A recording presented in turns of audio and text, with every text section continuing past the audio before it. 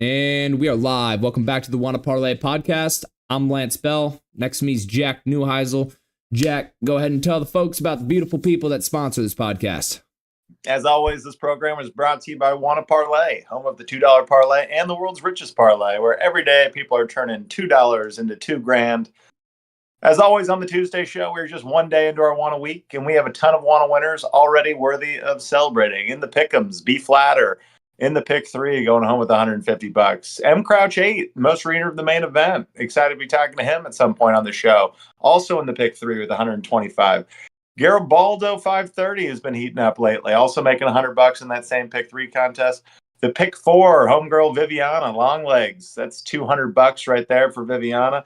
She is coming up, by the way, on 23K1 and 5K in profit. So she's loaded back up into the account a little bit, but still profiting almost 5K. We'll keep you posted on that, as that is our leading woman, although she is a shadow child that refuses to answer my text messages.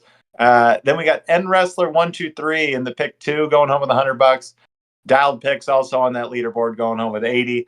He is on 50K watch. I will keep everybody posted. Parlay Royale goes unclaimed. Someone please get after that thing tonight. It's $1,000. If you come in second, you're going home with 500. It's $50 to get you going, but it's a pick 4, and you're playing for 1K, messing around on a Tuesday. A lot of good college and NBA hoop on tonight. If I could legally play, it's where I'd be spending my time. K McDonough 5, leading the way early in the main event with a 10-leg 20-pointer. Going a lot of favorites in that 10-legger. Still a 20-pointer nonetheless, but people, that thing is wide open. With great respect to McDonough, the 20-pointer ain't hanging on. The 2K is very much up for grabs. Only cost you $2 to try. If I could legally play again, I would have like 100 submissions out there on that bad boy. We've got a great show for you guys today. We were supposed to have our guy M Crouch 8, our most recent winner of the main event on today, but under the weather, last second scratch. So we've got Tone coming back on, who was 11-6 last Thursday when he gave some picks out. So stoked to have our boy. And then right before we get on with the show, reminder, Hex Head competitions. We've done them before at WANA. They are coming back. In the meantime, if you head over to their website, BOGO50, that promo code, they are currently running a buy one, get 50% off using that code. And again, more contests with Hexhead, hopefully in the near future. So keeping you guys posted on all of that. Lance, take us to the show. Well, here we are, another show, another accountability hour, accountability time. And this one, I'm pretty happy. I'm pretty happy with what I put out there. I went 3-0. Undefeated, and we went game lines, which I had been struggling with the past few weeks before, but we came back, had to give it a shot, and hey, 3-0 in the NBA, or 2-0 NBA, 1-0 in NHL. It was good stuff. We love what we put out there. Yeah, I got a big smile on my face. My ego's a little inflated. Yeah, we got it going on, but let's go through it. Rockets plus 11.5 at OKC. So I actually did a terrible job here, Jack. I did a terrible job of going in and seeing my lineups. A lot of guys that were probable ended up not playing. They were scratches. The game time decisions were scratches. So if it wasn't for the heroics of Cam Whitmore putting up like a 27-point double-double, I don't think we would have been anywhere close. We were missing, I think, 3 or 4 of our starters in Houston, but it happened. We fought like hell. It was everything we thought. A little rivalry of the young teams. I mean, there was passion. We stayed in there. Rockets, they covered. They covered a number even on top of Shea's 50-point performance, an MVP type performance. But we stayed alive and hung in there. We get away. We get bailed. Moving on. Heat minus 7.5 versus Wizards. This is exactly how I saw it happening. The Wizards were going to the Heat. They had a little success with their veterans and whatever, but you're not winning any games on the road as the Wizards. The only way the Wizards are winning basketball games are when the other team or the other opponent visits them and they kind of fall asleep because DC, I mean, the stadium's more than half empty. So that's the only way they've been capping off wins. So they got blown out in Miami. Take that one. And then Caps money line. This was another bailout. This went to shootouts. And honestly, we got it off late. So my live bet, I never actually got in on the live bet. So that was unfortunate. But it was one of the picks. I'm fucking taking it. I need it. There's 3-0. There we go. Jack, go ahead. I loved every second of that. The Rockets, although not quite the lineup you were betting on, still the team and the culture you were betting on, playing them tough. I've been playing OKC tough all year. At multiple points, in the second half, it felt like OKC was getting on the gas pedal a little bit, and Yeah. your bet was left for dead. But that second unit, is it Reed Shepherd is the kid's name out of Kentucky, played his ass off, and all of a sudden this was a 3-point game and getting interesting down the stretch. They were playing hard for overtime, and in spite of that all, you still needed a little juice in the last 30 seconds because all of a sudden, I think it was a 9-point finish. It was right. It was so close. It was right. I was watching just for you, and it just got a little sweaty there down the stretch, just a little sweaty. Heat minus 7.5, never an issue. Good stuff. Keep eyes on both those teams. The Heat, who are sitting in the kind of that 6-7 spot right now, I believe, in the East, and then the Wizards, who are obviously now on interesting little road. They did kind of uptick from with the veterans, but clearly they're in a tanking season as well. It's just, I never quite understand that franchise. Only caught the highlights for the Caps game, but Alexander Ovechkin, again, every time the Caps play, it's incredible. It's so cool that we are the generation that caught all these first-time 40-year-olds absolutely balling in their respective sports, because it just means we got 20-plus careers with some of our Mount Rushmore guys. So every now and again, you got to stop and smell the roses on that stuff. And by the way, to lead off your segment, to go perfect, unblemished, almost Christ-like, that's nice. I don't quite have that to report. Oh shit! You froze. Last Thursday. Wait, is everything freezing all over? You good? Are you here? I'm here. I'm back now. Yeah, I saw you freeze for a second. You gave me a look like you couldn't hear me. Oh yeah, wait, maybe. Yeah, no, we're back. Tone's in the chat. Sorry that I interrupted. There's honestly, I think that might have been on my end. But bringing them on. But keep going. You're 3-1. I go 3-1 from last night, which keeps me on the hot streak, carrying over from last Thursday. Starting to feel a little better after a down week.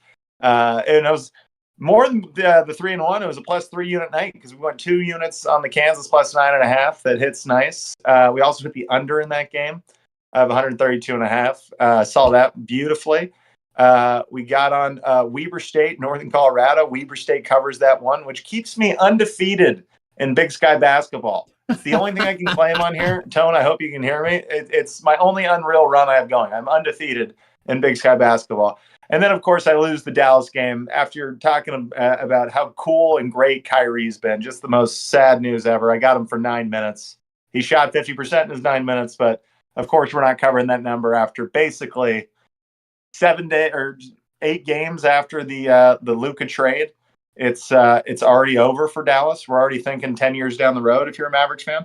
Yeah, I mean, that's honestly perfect because that basically leads us into our first topic when we're talking other topics with Tone. That's a new segment, by the way, Tone. You've got your own segment. We got it just typed up perfectly, beautifully in here. It just says other topics with Tone. I mean, how are you doing? How are we feeling? How was your weekend? Man, I'm great.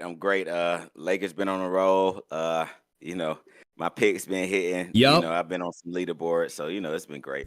Hey, Jack's giving you a couple shout outs now. He gave you some yesterday, early on today. You went 11-6 in those picks that you gave not only us on but Thursday. the people of Wana. Yeah, on Thursday you went 11-6, and that's impressive stuff. So we've been hyping you up. A day. Yeah, hot stuff. We're ready. We're ready for your picks later today, but I guess let's just dive right into the other topics. I mean, Kyrie Irving goes down with an ACL.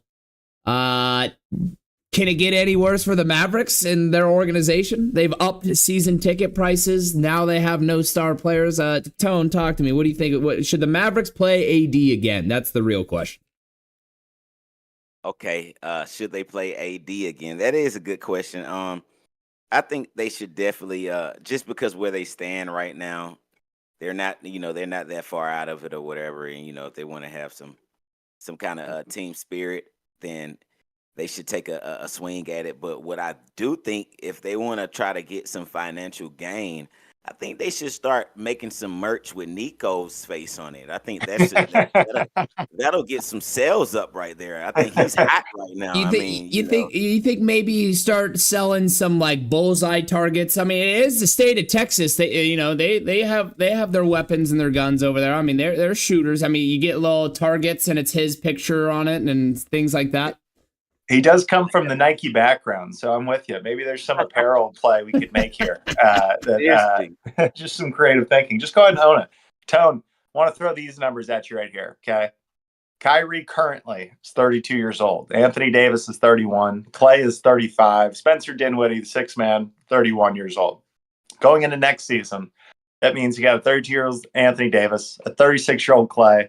Kyrie, my guess at this age, coming off this injury, only in a scenario where they were in the playoff picture could he be back for even a playoff run next year, but he would not be back healthy, I don't think, for a full calendar year. So you'd be getting them post All-Star break next season. I know with ACLs, a lot of times we like to think they're 9-month injuries, and maybe he'd be back kind of by Christmas.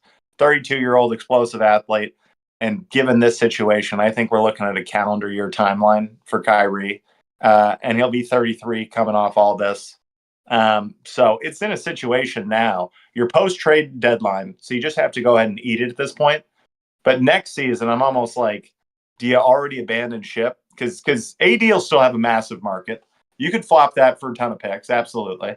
Clay's probably done. It's going to be more of a, Yeah.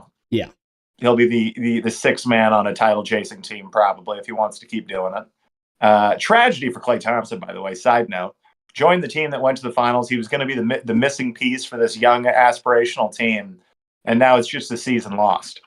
Oh, the Klay Thompson is the toughest part because Klay literally goes to the Mavericks for Luka. Like he goes for how good Luka was. There was literally a quote because the Lakers offered more money than Dallas. That was the big thing. Lakers offered more money than Dallas did, but he chose Dallas because he saw, like you were saying, championship team. He can add that extra piece and be, the next step to actually go win a championship. And within, a calendar year, everything has blown up, gone sideways, and gone backwards, if you will. And, a guy like Klay, yeah, that's brutal. He's lost. He's just sitting there on a Mavericks team that right now I think is 10th in the West. And then you lose your now best player and everything's getting shut down. That's tough. It's a tough spot for Klay. And I'll say this too. Obviously, how this whole thing is going to play out. The trade was what, every barbershop was saying in America the day it happened now. It's just stamped. It was the worst trade we're ever going to see in NBA history. We may never see anything else like it, which was the overwhelming response from the majority of casual fans the day it happened.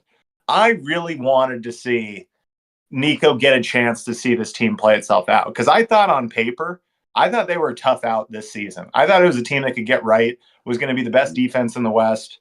And all of a sudden, maybe you get some of this dominance from Kyrie where he gets to be the primary ball handler and get to go own the top of the key. Maybe we get a little vintage Cleveland Kyrie. So that's the biggest, but I feel terrible. This guy, by the way, the Nike background we've talked about, this may be his last job in this kind of position ever. I mean, this is brutal.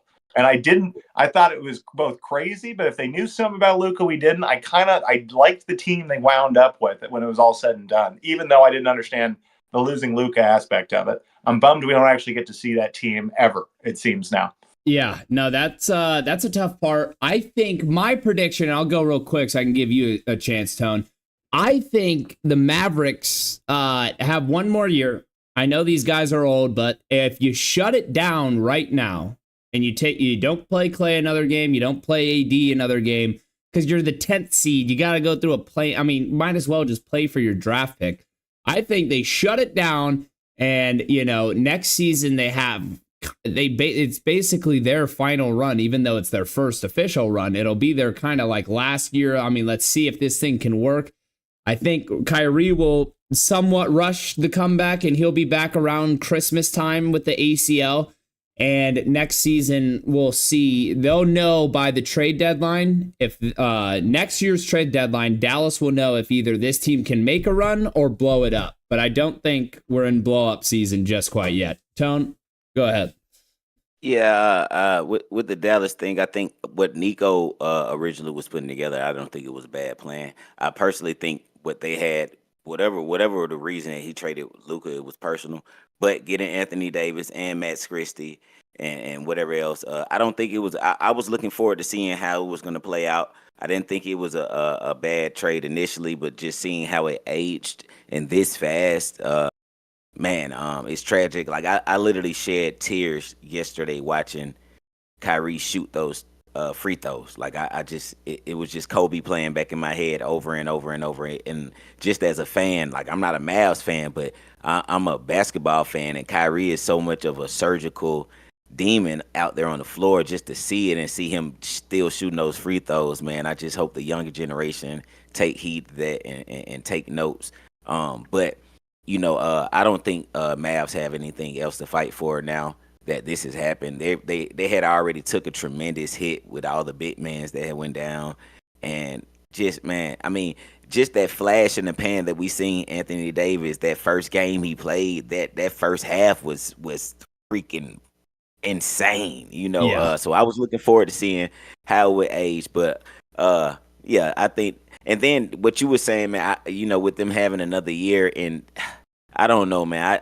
I wish the best, but that ACL is heavy, and then you talking about 30s, and man, but I'll hopes, wishes the best to Kyrie and everything. Yeah, that's what me and Jack were saying yesterday on the show, is how much we are just fans of Kyrie, because the guy had been through so much. He had the whole starts in Cleveland on awful teams. He has LeBron join him. Then the whole drama. He goes to Boston. He becomes this prima donna, and like everyone's hating on him. He goes to the Nets, and then the whole COVID and the religious stuff, like all the different. He's burning sage. Like everyone was so easy to hate on him, and the world was against him. But he himself, like, kind of just kept his own pride, his own integrity, and just kept his head down and kept working at his craft and just being a better person, owning responsibility and all these different things. Like, I think the entire NBA community kind of, like, we love Kyrie. Kyrie's one of the, like, he's a true hooper. We like his craft, like you were saying. I mean, he's surgical. He's unbelievable. He's, I believe, the best handler of the basketball ever in NBA history. And so when you see him go down with this ACL, I mean, it breaks your heart. It breaks everyone's heart. And man, you just hope for a speedy recovery. And that's why I'm almost hoping at least they make one little run next year. The Mavericks at least see what it could have been, or just something. So that's why I don't believe they blow it up yet. But yeah, no, you're 100% right. Prayers up for Kyrie and the Dallas Mavericks. All right, anyone got anything else on the Mavericks, or should we start moving on to some football? Yeah, we can go football. Other than look out for the Trailblazers. All of a sudden, that 10 slot's open. I don't think the Suns want anything to do with it. Wait, actually, let me ask that. So, with the 10th seed and the Mavericks' problems, I have this typed up. Is this the return of the Suns, or what do we think is going to shake out in the West? Because you would think the 10th seed's open again. I think Jay's onto something. I think the sun sets. I think the sun sets. The sun sets, and you think the Blazers. I'll use the old Suns, that Devin Booker bubble team Suns, as an example. That's what this Blazers team is. They're young. They had no business being competitive for a postseason slot. All of a sudden, there's a door left open for them to go backdoor it right now. They've been playing as good as basketball as anybody for the last month. I'm into it. I'm into it for the Blazers, and that's great. That's awesome. The Suns want nothing to do with that spot. Even if you look at it, like, the Blazers are, like, they're just trying to spoil the party. They just want a piece of the dance. If they get a play-in game, fantastic for them. That's all they want. The Suns are looking at that opportunity going, there's still no chance. There's no world. Okay, they get gritty for 2 consecutive play-in games, get out. Then they got to go play Lakers or OKC right there. I mean, I don't know. Yeah, maybe they think they can beat OKC. Maybe. I understand what you're saying, Jack. And Tone, quote of the fucking year with the sun setting.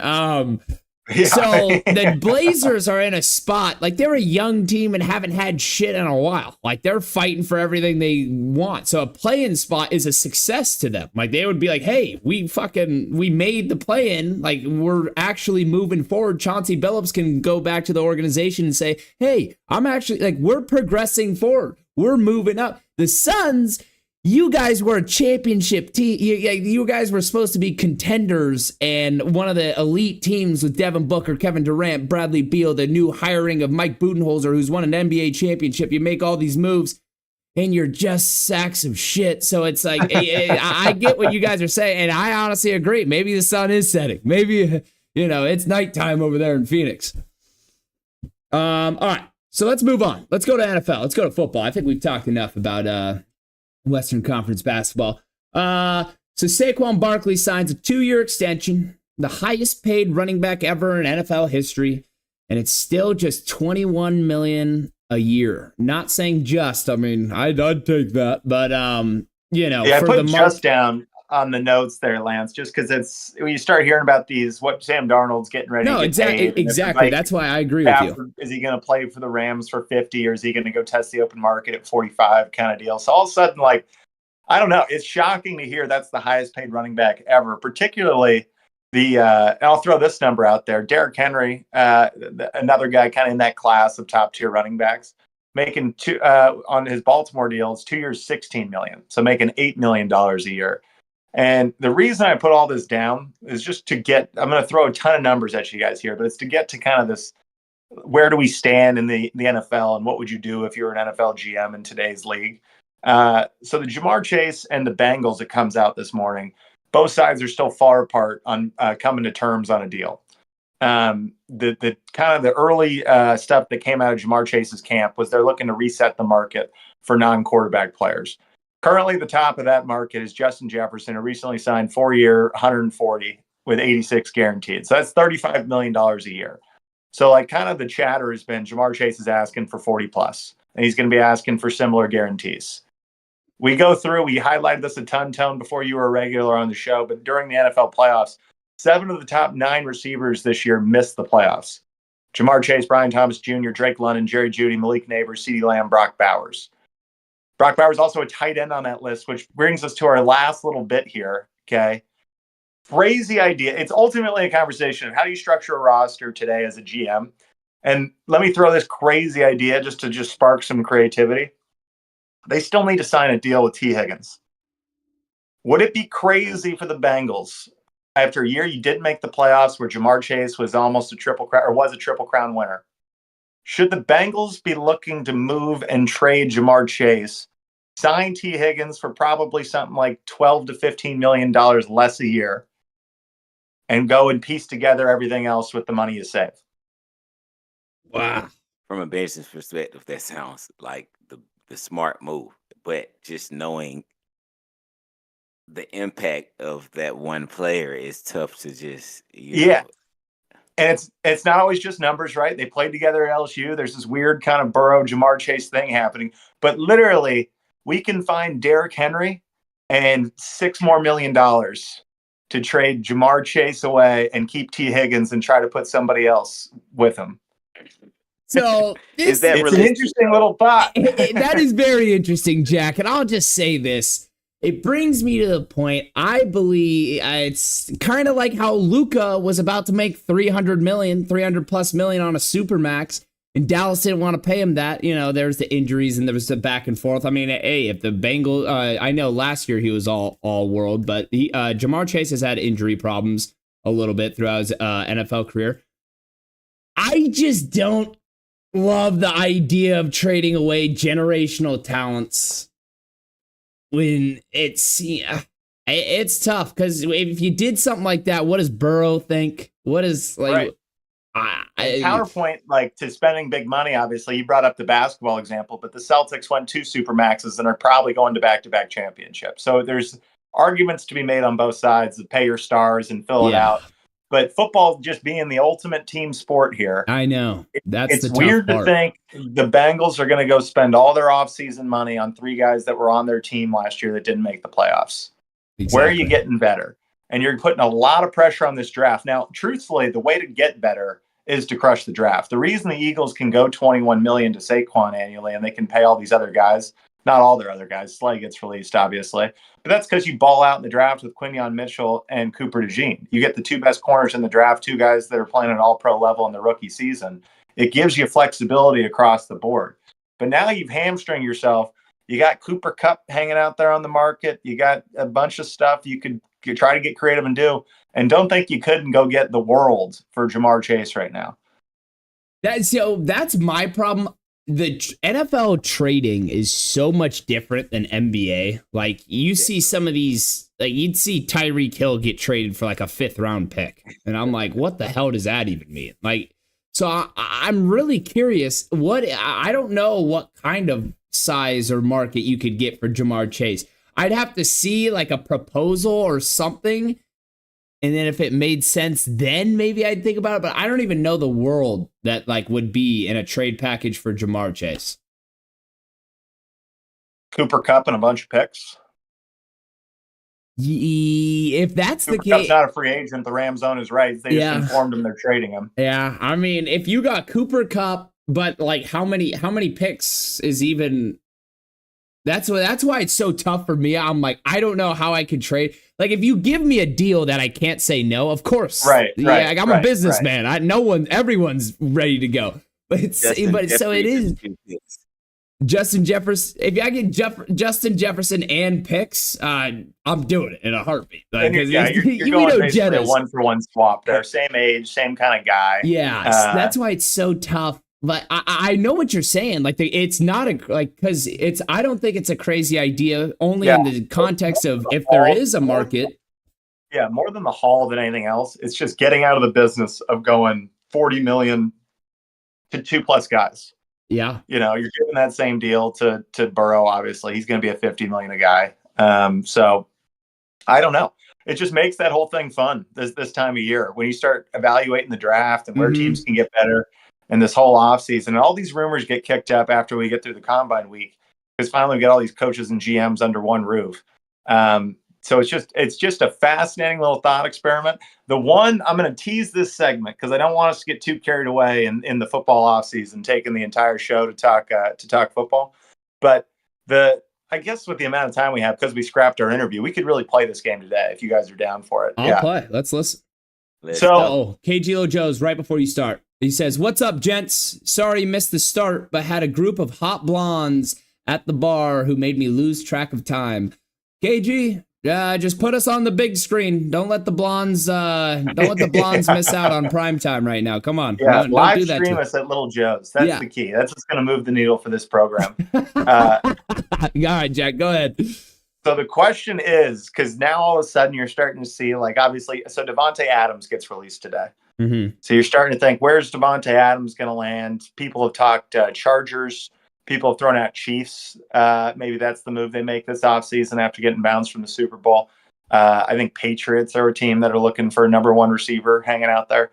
But really, none of it really matters. The most important thing, the fun conversations to have, is trying to figure out right now who are going to be our day one starters across the board. Because I got a bunch of teams written down here that still don't have a perfect answer, and we could still see some trickery between now and kicking off the season. So you're talking about quarterbacks, right? Quarterback day one starters. Trying to figure out. We've got a bunch of fun names hanging out there right now. So we do want to go through the teams that need quarterbacks or the available quarterbacks to start? I want you to go through everything I'm looking at on the screen, and then we'll go. Okay. And then we'll kind of, because you got a lot here, and I think it's good. So AFC, Jets have no idea who their quarterback is right now. Absolutely no clue. Patriots are going to roll Drake May, but there's an interesting little headline going around about how people feel about their other rookie quarterback. So I'll bring them back up in a second. The Steelers have to figure out what they're doing with Justin Fields and Russell Wilson, and if it's going to be either of them. The Browns have to figure out, okay, Deshaun Watson's out with an Achilles, for sure missing the next season. They've said they're moving on from Jameis Winston. They have the second overall pick. What are the Browns getting ready to do? The Raiders have moved on from Minshew. I don't think it's going to be Aiden O'Connell for them. The Titans have said publicly they're off Levis. Now we go to the NFC. Seahawks. Geno Smith's name's been kicked up in trade rumors. 49ers still need to get a deal done with Purdy. It sounds like they're going to do it, but you just moved Debo. Kittle's getting older. You got one more season with your tackle, and Christian McCaffrey's coming off a weird injury with that Achilles. Do you keep trying to win a Super Bowl as you're currently built, or do you start looking to reconstruct your next run at it? Kyle Shanahan is famous for either going 13-3 and being a Super Bowl contender, or going 3-13 and being nowhere near the thing. I think we might be headed for a 3-13 type season for the 49ers. The Vikings get to announce what they're going to do with Sam Darnold, JJ McCarthy hanging out on the roster. The Giants, they're rolling it back with none of the guys they had last year. Daniel Jones is off the roster. Drew Lock isn't going to be the guy, and nor is my Tommy DeVito, the Italian phenom. Falcons are running it back with our kid from Washington, Penix. And then the Saints have Derek Carr on the roster, and new coach from the Eagles, Kellen Moore, has said he's excited to get to work with them. But that's also not a perfect fit and not necessarily the best start for Kellen Moore trying to survive his contract. So that's kind of the board. Now, here are people that are going to need homes. So we can start thinking about who might go where. And then we don't have to do every team, just some hot takes. Where could guys land? Aaron Rodgers. Which of those teams do we think he could land on? I've heard he's got the Mike Tomlin background. Could he end up at the Steelers? Is it over for Aaron Rodgers? Is he going to be forced into retirement? Over. Could he go to a Titans, a Giants, a Browns, a team that might draft a quarterback and be kind of the vet for a year? Let's hear it, Tone. Aaron Rodgers, unfortunately, your career has been made. It's done. You're a Hall of Famer. It's no more you can do in that performance last year, and then the performance the year before that. That one game, that first game. We won't forget that. But I mean, come on, man. Like, I don't know what Aaron's trying to accomplish at this point. I feel like a lot of people are influenced by some of these greats. I'm not gonna keep whose name come up when we talk about longevity. Longevity. But I'm not gonna talk about that. But I think some of these people, like, come on, Aaron, what you trying to do at this point? Like, what are you, and what can you do? Even if you land on a team, like, it's not gonna be the Chiefs, it's not gonna be the Ravens, it's not gonna be the come on, like, I think that's done. And I think the other teams know, like, with these Shadors and these Wards and these and Jack, you beat me on the 40. I'll throw that in.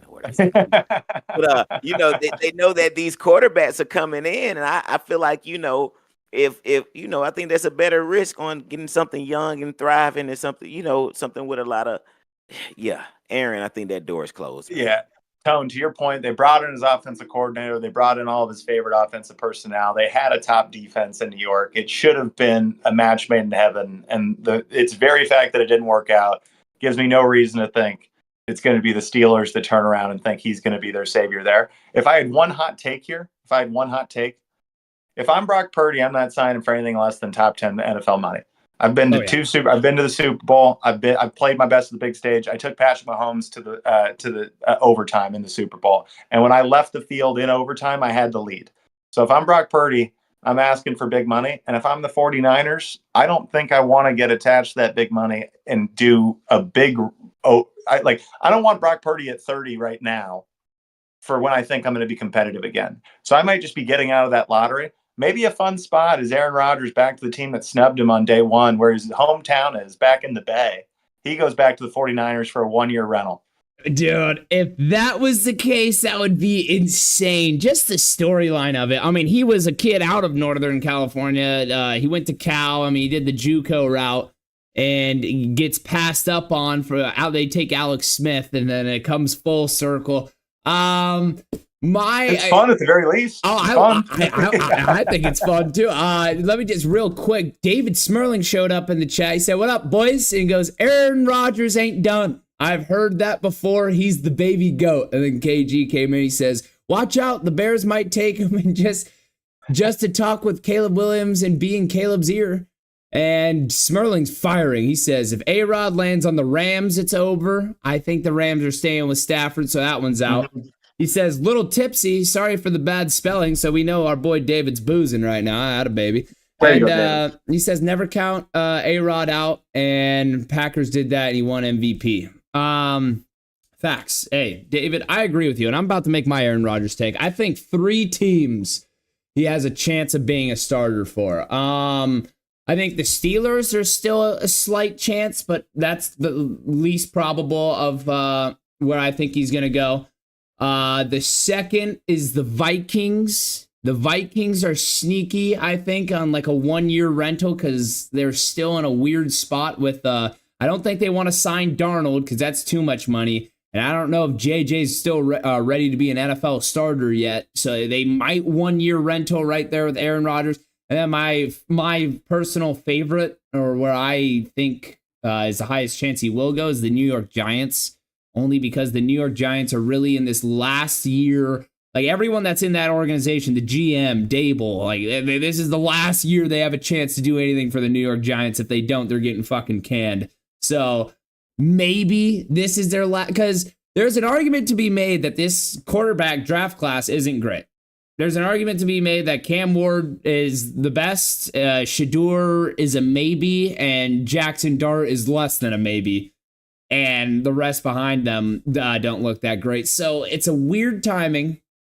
But those are my thoughts. I think Steelers are the least favorited, Vikings, and then Giants. Those are my three. I don't know.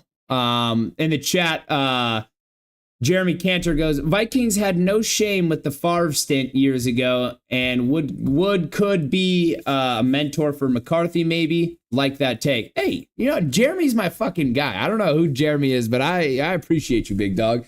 We missed Jeremy on last show. We owed him a shout out. And I can, Jeremy, if you're right and he goes to the Vikings, it would just be the funniest thing of all time. If he went the exact Brett Favre route through New York on his way to Minnesota, it would just be all time. Vikings came too close to laying Rodgers. Oh my gosh. Let me throw out another name here. Kirk Cousins. Wow. I've heard murmurs. The Browns have been talking internally about him being a 1-year guy. Okay. Get him out of Atlanta, please. Oh, go ahead. He's out of Atlanta. Well, you guys just might be forced to carry that contract. You might not have any suitors is the problem. Yeah.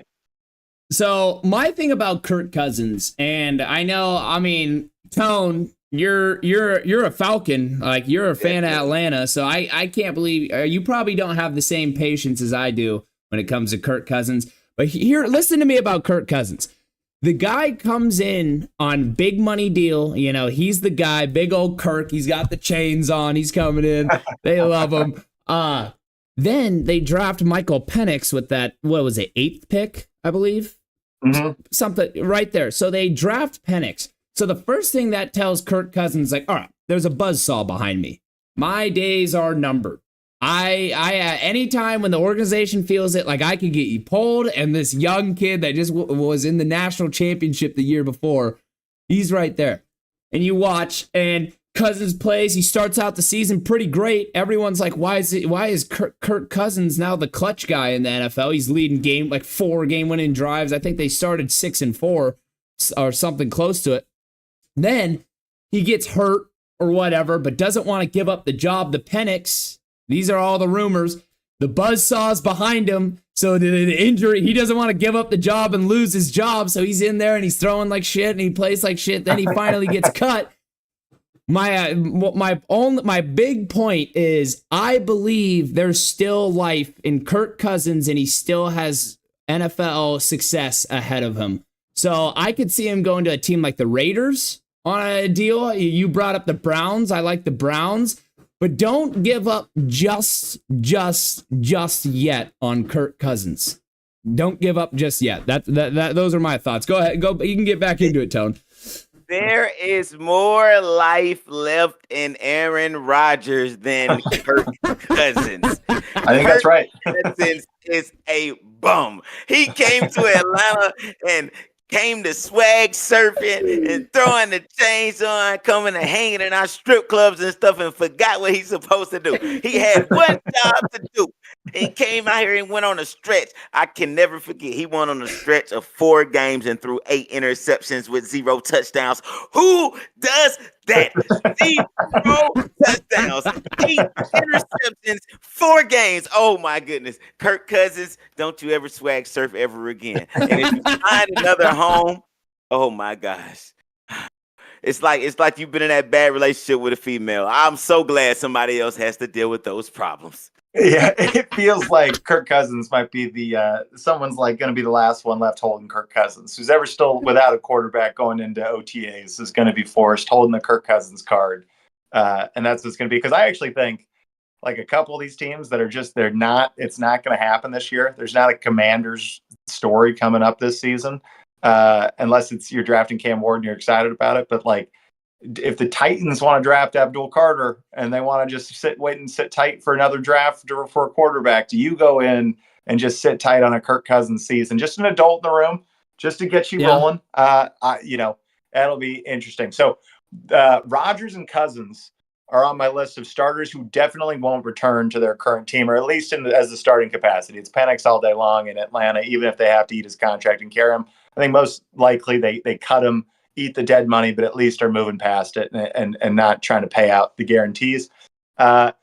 You got the Watson and Winston issue in Cleveland, but they kind of said they're moving on from Jameis Winston. And Watson, it feels like, obviously, with the contract and still guaranteed money, they've just got he's still on the roster, but I don't know that Deshaun Watson ever plays football again, if I'm being honest. Not necessarily something we got to dredge up today, but both those guys aren't coming back. I think you guys would agree Minshew's done in Vegas, Levis is done in Tennessee, and Daniel Jones, obviously, is already out of the building in New York. So here's some starters who may not return. So here's some people we could make the argument that their current team should bring them back. So right out of the gate, the most fun is Justin Fields and Russell Wilson. Is what does Pittsburgh do? Do they go and get on this market and try to bring in one of these other teams? Are they in the Sam Darnold spot? Or are they hanging out here? Yeah, you guys tell me. Tone, you want to go first, or you want me to jump into it? I feel like that's a position that I would rather not be in. I don't even see how they put themselves in that position. It's so weird. When they did it initially, I was just like, I didn't understand it. And then even how the season played out is like, I don't know. I think that's one of them things, like, if that was my homeboy, I'd be like, man, man, hey, man, I wish you the best, bro. Figure that one out right there, man. Exactly. I don't know what's going on. There you go, Lance. Yeah. Well, what's crazy? Oh, go Lance, ahead. Go ahead. Oh, no, you go ahead. I'm gonna go ahead. So me personally, I'd bring back Russell Wilson. I'm done with the Justin Fields nonsense. I don't think Justin Fields is a quarterback that can play in the NFL. I don't think he has the anticipation. I don't think he has all the things you need to be a passer in the NFL. Now, if you wanted to bring him on as like a Taysom Hill role and actually use his athletic ability and use him in packages that make sense and toughen him up and make him a running back, maybe. But I've seen too much game film of this motherfucker in the games, and he can't play catch when it matters. Like, he doesn't have it. It's okay. I don't have it either, Justin. I don't have it either. I can't go in there. I can't take snaps, and I can't be one of the best in the world at throwing the football. But neither can you. So that's why if I'm the Steelers, I'm bringing back Russell Wilson. He's the fucking adult in a room. He's been through a lot, and he could bridge a quarterback that they draft or someone like that. But I'm going to be honest. I'm done with the Justin Fields nonsense. So if I'm the Steelers, I'm not bringing him back. Jack, you can go ahead with what you were saying. Yeah, I'm kind of in the same boat where I feel like both quarterbacks are perfect for what the Steelers have been since they've gone on this little drought here that they've been on of not getting past the first round of the playoffs, where both these quarterbacks with their defense and everything else is a shoo-in way to win 9-10 games. With that culture, Mike Tomlin, that defense, if they want to keep running back what they've been doing and not be a serious contender, you bring back either of them. Lance, I didn't even consider what you just said, and I think that's the best idea on the board. Take a swing in the first or late first, or preferably take it in the second. If you got to move up because you're getting nervous on it, do it in the second. But take a swing on one of these guys after Cam Ward and Shedeur Sanders. Be it Jackson Dart, Will Howard, Kyle McCord just played football up by you guys there at Syracuse. Maybe you take your swing there. And maybe it's time to, and then flip side. So that's one idea. Yeah. Flip side, because you're not finding the guy on the open market. If you can go be the Sam Darnold team, I think that's super interesting. I think he fits that team pretty perfectly. But if you can't do any of that, then roll Justin Fields, give Justin Fields his absolute audition. See if it works. If it does, and you go to the playoffs, you go and figure it out in the meantime. Maybe there's a draftable guy in the future, then you reconfigure. And if you should fail, then you get a favorable draft spot and you start over next season. Yeah. I mean, hey, that's not a bad call at all. Because the one thing the Steelers have not had in fucking God knows how long is a favorable draft spot in one of these premier, because all they do is make the playoffs. Or at least go 500. They keep being the NFL's 8th best team. Yeah, over and over and over and over again. Exactly. Hold on. Let me read the chat a little bit. David Smurlin came in. He was on your guys' side. He says Cousins is a bum. And, all right, that's fair. KG Lojo says Kirk Cousins will be doing Christian Life infomercials at 3 a.m. this year. talking about 2025, basically saying that he's a bag of chips as well. So it doesn't look like we got Kirk Cousins love, but hey, quote me and listen to me and come back to this. Kirk Cousins has life left in the NFL. Don't give up. Come on. And David Smerling, he says, I like the trio. Dude's cool, talking about you, Tone. He says he knows his shit and a great fit with the Wanna Parlay podcast. Shout out, Smerling. We appreciate you. You're an absolute legend. But yeah, no, let's get back on track. So where are we? We still on Steelers? Yeah, now I got 3 questions to close it out on this topic here, and we'll keep everybody tight on these 3 questions so we keep our show on the tracks here a little bit. We still got a ton of picks we got to come through. So 3 questions here to close. Number 1, if you're Sam Darnold, what do you do, and where's the best spot for him to land? Wow, that's a great question because there's so many different, and I don't know what these teams are going to do. But personally, I like. And Lance, to give you a little bit more information, what's already happened, the Vikings have said they're not going to franchise tag Sam Darnold, meaning they're going to either try to sign him to a deal or let him explore free agency.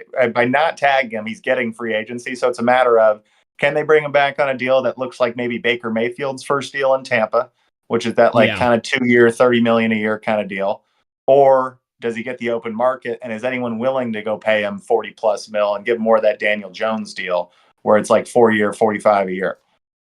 Yeah, it's a tough spot because there's so much still in the open air. And KG Lojos just said in the chat, I'm like, if I'm Sam Darnold and I'm throwing all the other all the variables and differences, like what team do I think is it? I'd go Raiders personally, because I believe you could go there and you could kind of build with the team. Like, they just got the new owner, Tom Brady. They just had the shitty season. They're bringing in the new coach. You got Kelly. You got kind of, try to join their ship, and maybe you can grow with them and they see you as a franchise guy. Like, Baker, the Tampa Bay didn't have the franchise guy. He comes in, he tests it out and, tries to grow with that team and became the franchise guy.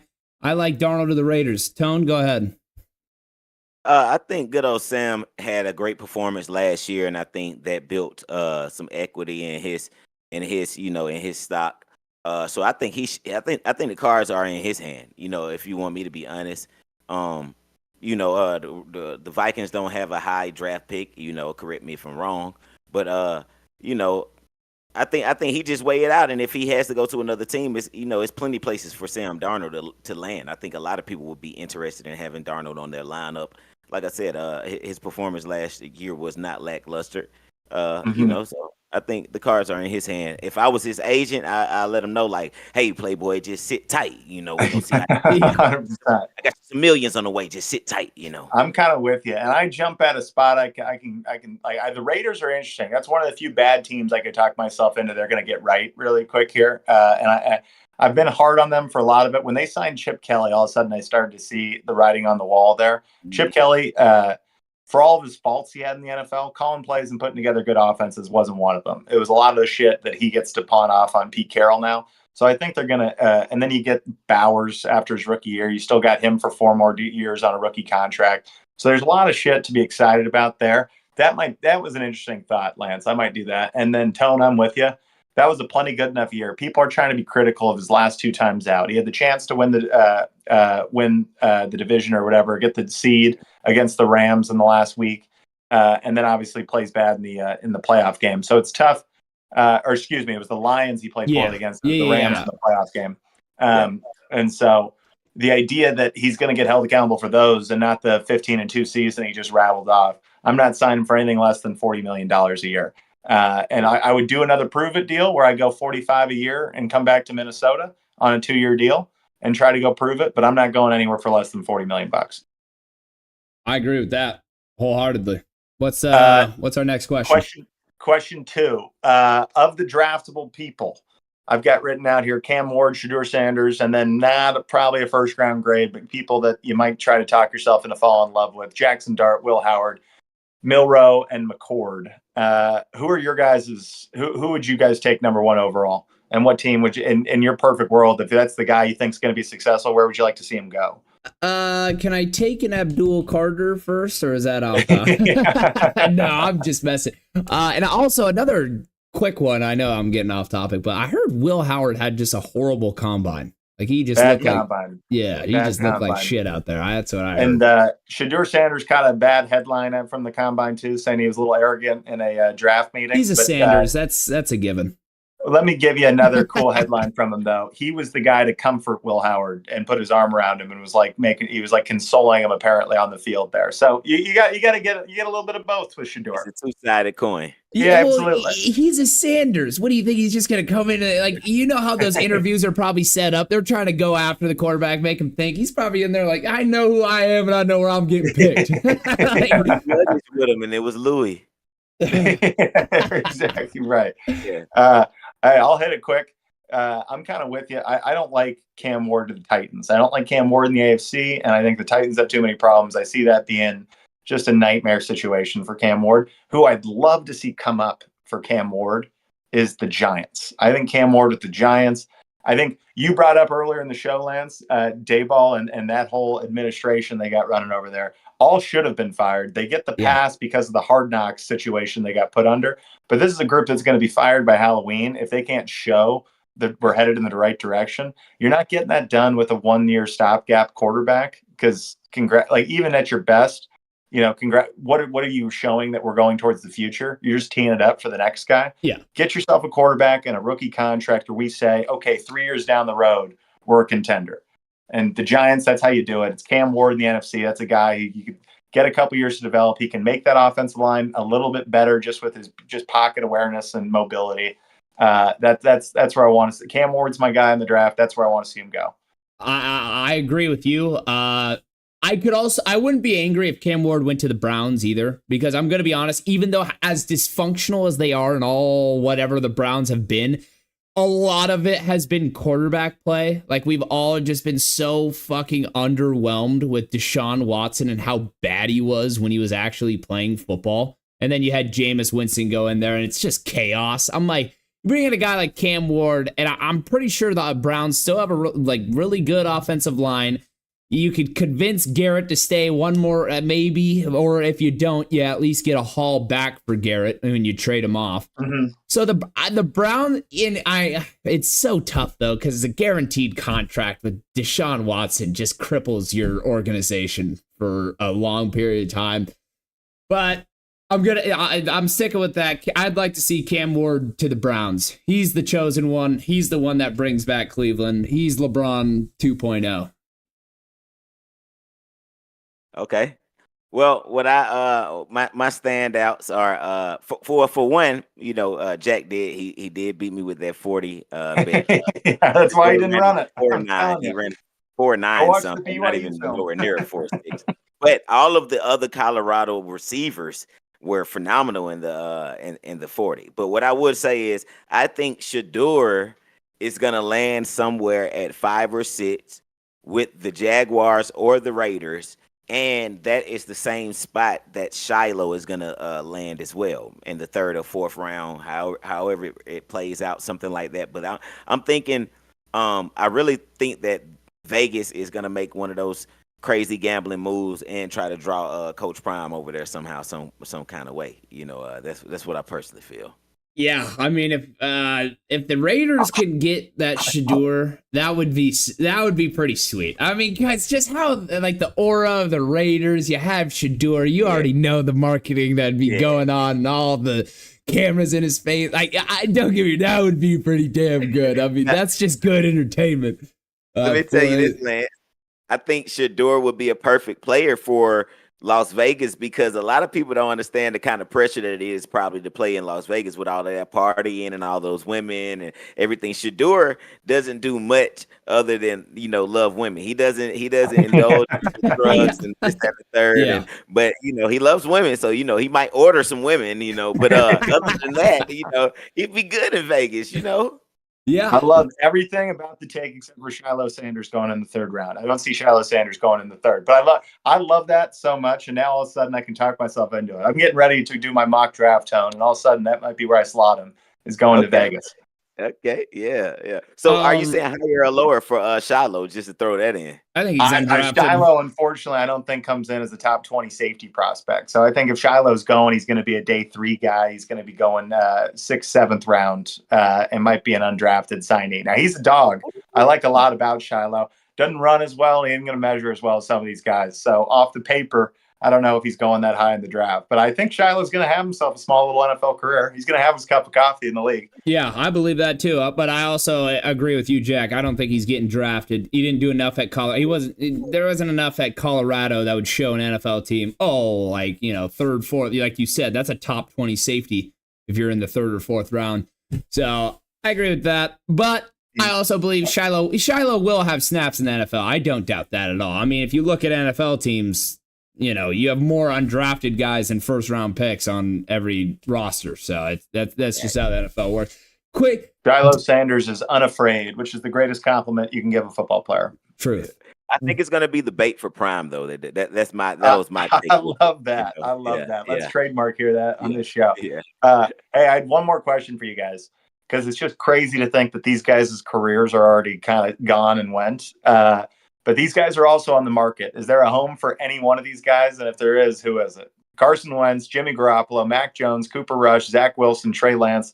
And my guy I'm adding to this list, the other rookie from the Patriots last year, Joe Milton, who all of a sudden the rumors are kicking up. He had one game, it was against the Bills, and he absolutely balled. He looks like Anthony Richardson. He can absolutely flick the ball 85 yards without even trying. Joe Milton, he did a backflip in his one rushing touchdown he had. Joe Milton is an absolute dog. I want to see Joe Milton land someplace.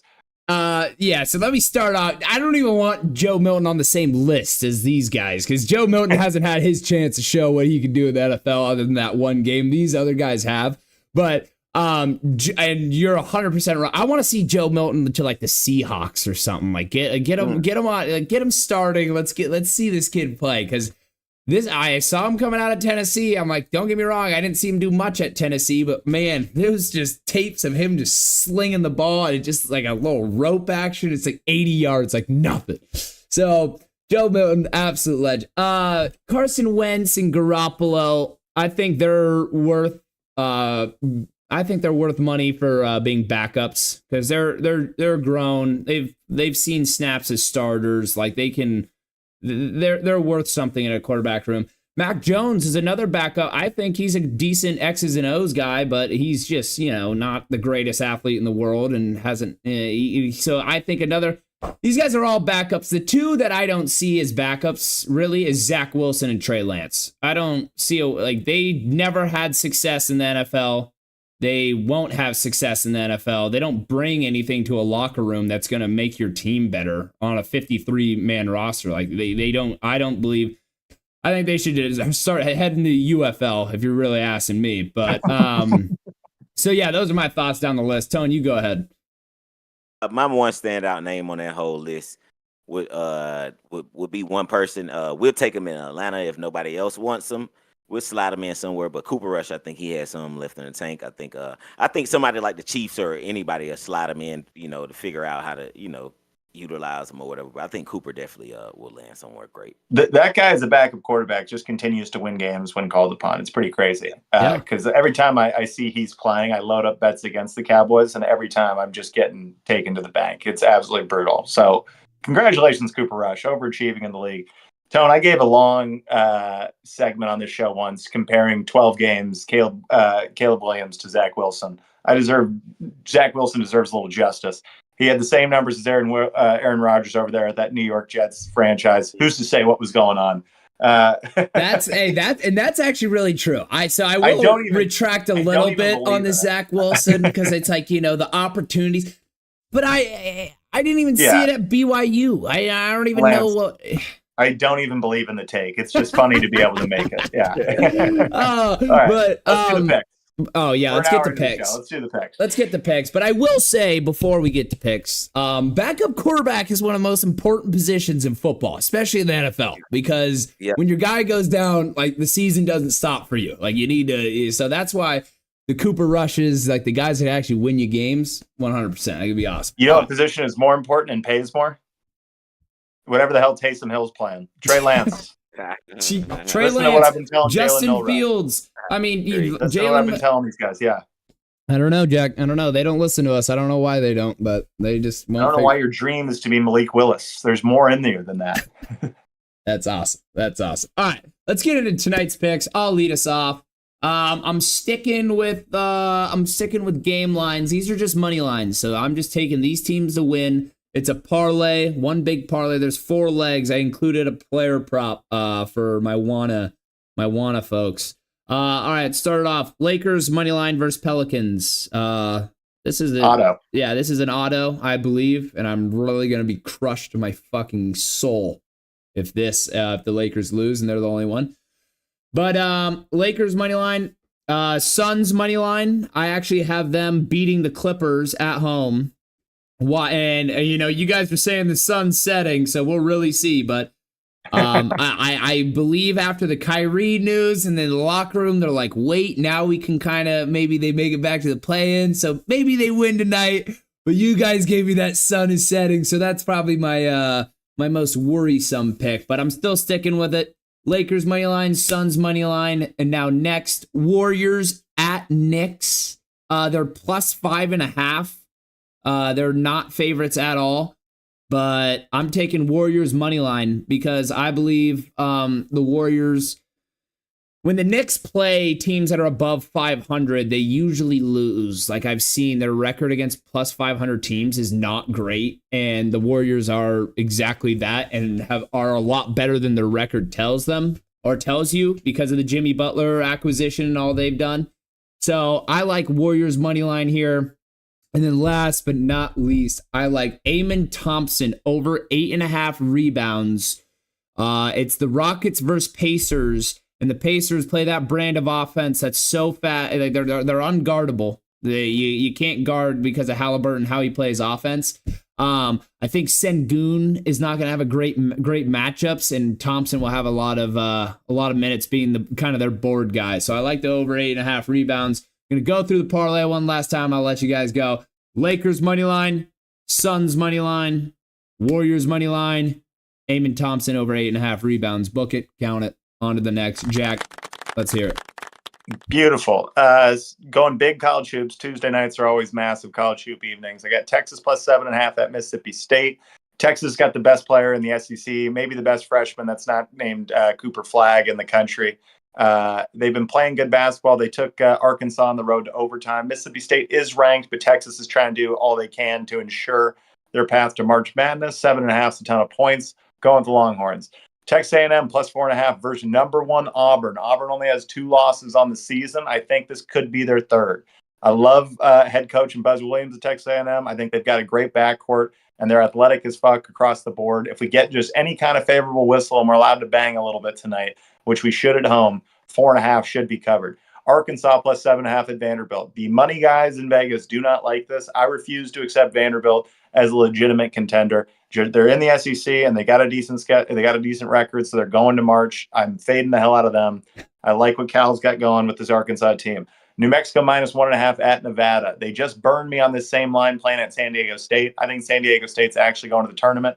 Nevada's the middle of the pack Mountain West team. It's tough to play in the altitude at Nevada, but it's still New Mexico. I like them minus 1.5. BYU plus 9.5. My worst bet on the board, but I'm taking it because I'm just playing my hunch. They're playing at Iowa State. Everyone seems to love Iowa State. They're on one of these lists where people go, they're top 20 offense, top 30 defense. They match up with all the metrics of former 96% of like the last 30 national championship winners. So everyone thinks Iowa State's this contender. I don't see it. I've not seen it a lot from the Big 12. I think there's a lot more parity there than we realize. 9.5 is a ton. Going with BYU. San Diego State, that team that burned me a couple weeks ago, I'm taking them to get me right tonight. San Diego State minus 2.5 at UNLV for the exact same reasons I said for New Mexico at Nevada. And then just a little NBA stuff going on. Rockets plus 4 at Pacers. Yes, they're on the back-to-back, but as Lance pointed out, it was a lot of their second unit rolling last night, and they sat a lot of people. And I think this is a horrible matchup for the Pacers. I think Tyrese Halliburton is no longer the Olympian all-star when he gets really good on-ball defense, and that's what the Rockets bring with their head coach and their culture. And then my last little NBA deal, I got Austin Reeves night. He was supposed to be healthy for the Sunday. They kept him off for a couple other days to be precautionary. Whenever the Lakers play the worst teams in the NBA, there's always a little bit of weirdness to it. Their last loss was to Charlotte, and it was on a game where Austin Reeves was ejected, and the team kind of fell apart. So, Lance, you brought it up yesterday. Once it gets above 18, I don't love the points. His points are sitting at 19.5. I'll lay off that. But I like 4.5 rebounds, 5.5 assists, and 2.5 3-pointers made from Austin Reeves tonight. That's all I got. Hey, that's good stuff. I like that Austin Reeves stuff. And just going down the list, yeah. So I will say, the one thing I'm scared of is the Rockets, is because whenever the Pacers or like the Hawks, they play like a really good defensive team, they have that point guard that's not really guardable. So it's either they're going to win their own game or they're going to lose their own game. They don't really, that's kind of how they snuck their way. So it's like, I like the Pacers and this should be right, but I'm going to be like, I'll be with you. I'm going to be pissed if it's like one of those Halliburton games and they can't miss at home. So one thing that scares me, but I'm probably tailing. Good take. And it's the question of the game, and I just answered it the other way. I just think the Rockets are going to give fits to Halliburton. Like, you're saying Halliburton might eat us a little bit tonight. So that's that. And based on the answer to that question is going to be the results of this cover. It was only because I got burned by the Pacers at home like last week, and we literally were in the sixth. So that's why I'm like, you know what? Yeah, I have PTSD. Yeah, exactly. But so we'll see. I still like it. Like I it's not like I don't like it, but one thing to be think about. And the rest, college basketball, you know better than me. There's David Smerlin in the chat. He says, I lost hope in Arkansas after the last game. So, tough. I don't know enough. No, I'm ready for you. My fingers are ready to go. I'm typing up a storm here. Bring me the picks. All right. So, I've been specifically preparing for this today. You know what I'm saying? I was getting my picks together early. I was in the lab cooking.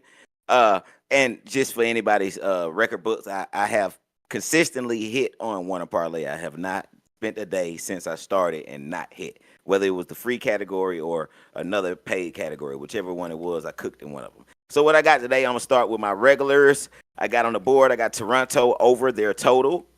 I got Neesmith over 11.5 points. I got Eves Missy over 8.5 points plus assist. I got New Hampshire under their total. I got Lakers first half spread. Kentucky, W. Purdue, W. Memphis, W. Lafayette, W. Coastal Cali, this is going to be a nail biter, W. Northern Kentucky, W. I'm going to save my fades. Zion Williamson against my Lake show tonight in an L, but he's going to clear that 22.5 points. All right, now these are my unique props. Knicks over 56.5 at the half. Golden State over 53.5 at the half. Knicks, no overtime. Cavs, no overtime. Minnesota whoops Philly. You heard me? Minnesota whooped the shit out of Philly. All right. Paul George, for once in a lifetime, he's going to clear that 19.5. Julius Randle over 18.5. Mike Conley over 6.5 points. Drummond, he's going to come out tonight. Rebounds and assists over 11.5. Philly, first team to score. That's an awkward one right there. I jumped off the cliff with that one. Nets, no overtime. Lake show, W, as you already know. Luka, I'm taking him because LeBron got 1 point to break the record for 50. Well, not break the record. He's setting the record. There's no record to be broken. But LeBron, he's going to probably, you know what I'm saying, clear his and then chill. So Luka over the 30.5. Over, I repeat. 30.5. Dalton, 1.5 3-pointers over. Vandy, 0.5 3-pointers over. And LeBron James, 2.5 3-pointers over. Now, let me give you my fades before I get out of here. Fade Giannis tonight, 13.5 rebounds. Fade him. And my second fade is Ant-Man, under 28.5 points. Fade him. There you go, guys. Wow. Fade Giannis on the rebounds. I was looking at that line, and hey, it's another matchup where he's playing the Hawks, one of these like unguardable teams where it's you kind of just got to live and die. If they're making shots, they're going to win, and if they're not, they're going to lose. So I like it. I mean, long boards, they're not going to just go right there to Giannis. You got a lot here. The Zion, I like that one. I mean, you know, if you think about it, Lakers are great defensively, but I mean, there's not really anyone banging down low that where Zion eats. So, you know, they might let him get his as they take out everyone. So love that. Lakers money line, I mean, of course. Paul George over. Tone, do you believe that one? Because I know you know. So let me tell you the history with that.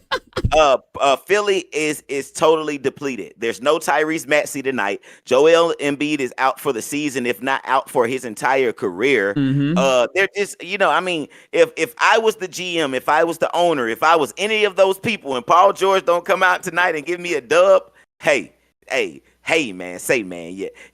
You know where the door is. You ain't got to go home, but you got to get the hell up out of here. Hey, I believe you, and I agree with you. The Drummond over rebound and assist, sneaky one, and I love it, Tone. I fucking love it. The Knicks, Golden State, the overs, I love those. Knicks don't play defense, and the Golden State definitely got a lot of offense, so that's for sure. And man, I like a lot of these. How many, Jack? Can we count? How many total picks is this? How many did we get right here? I know for a fact I missed at least 2 or 3 in here. So, give or take 1, 2, 3, 4, 6, 7, 8, 9, 11, 12, 13, 14, 15, 16. I mean, we're well into the high 20s. I think we're breaching 30. So we're right. So we got a lot of picks. Tone, man, I appreciate you. And so does everyone else in the chat. They're fired about it. He said, sure. David Smith, love the picks, boys. And then he just sneaks in, besides Arkansas. And then he goes, 13.5 is a lot of rebounds for Giannis, but no Kuzma or Portis. Ooh, interesting. I mean, who knows? We'll see. And David Smurling's from Wisconsin, Tone, so he's really locked in about those. He's feeling himself right now. Oh man, but awesome stuff. All right, there are the picks. Here's Jeremy Cantor heading back to the classroom. Great show as always. Look forward to Thursday. That's right, we'll be back Thursday, Jeremy. All right, there are the picks. Everyone sees it all. Everything's out in the open, and I think that wraps up this show. Absolutely. Yeah. So, Jack, you want to hit us with the outro? Absolutely. That was the Wanna Parlay podcast, home of all things Wanna Parlay, home of the $2 parlay and the world's richest parlay, where every day people are turning $2 into $2,000. We just finished our first day of another one a week, going on night 2 right now. A couple contests wide open. The Parlay Royale went unclaimed on Monday night. That's a $1,000 prize up for grabs again this evening. The main event, it's just a 20-pointer leading that charge right now, and that's $2 to win $2,000. So I would be all over both those contests going into this evening. It was a great show. Tone, as always, you're the man for coming on. We will have you back on Thursday. We will also hopefully have our guy Mark, the most recent of the main event. Missed his interview today. Hopefully we get him back on for Thursday to ask about his 20-legger. He just went nuts to win that guy. Quick 200 pointer. Good to be good. Yeah, and last little note, the Hexhead deal. We're bringing more contests back with Hexhead in the near future. In the meantime, if you need something up on your walls, you go over to their website right now. Type in BOGO50 into the promo code. It's currently running a buy one. It gets you the second one 50% off. We'll be back at the same time next Thursday, 3 p.m. West Coast, 6 p.m. Eastern. Back with Tone, Lance, and I, chopping up more NBA, college hoops, and everything else happening in the sports world. So good to be good. Appreciate y'all. Lance, take us out. All right. You heard it, boys, and everyone in the chat that showed up and showed out. We appreciate every single one of you. You guys are legends. David Smurlings of the world, the Jeremy Cantors, the KG Little Joes, the one and only. I can't say there's too many of those in the world. He's got hot blondes at his bar, folks, so make sure you go in. And soon to be live streaming this podcast on Mondays, Tuesdays, and Thursdays. Exactly. All right, so like Jack said, we'll be back Thursday, 3 p.m. Pacific, 6 p.m. Eastern. That was today's show. Take the picks. They're locks. And we'll see you guys next time. See ya. Peace.